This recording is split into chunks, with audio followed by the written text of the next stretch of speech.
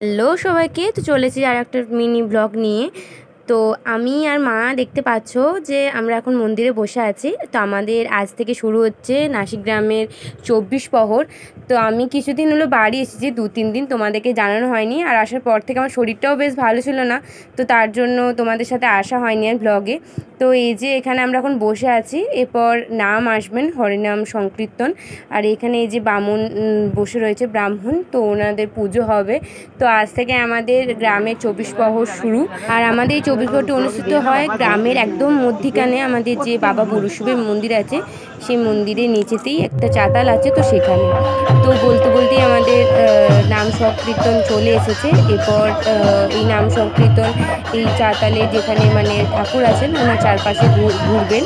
তো তারপর ওখান থেকে পুজো শুরু হবে এবং তারপর থেকে হরিনাম শুরু হয় 4 দিন, এবং 24 প্রহর আমাদের শুরু হয় হরিনাম সংকীর্তন।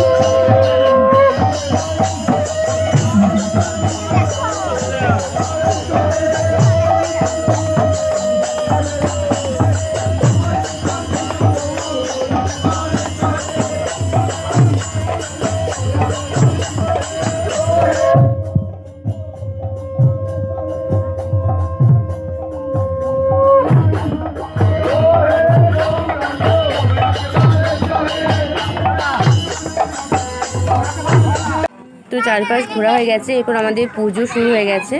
এখন দেখতেই পাচ্ছ, এখন মতো ভিডিও এইটুকুই, দেখা হচ্ছে পরবর্তী।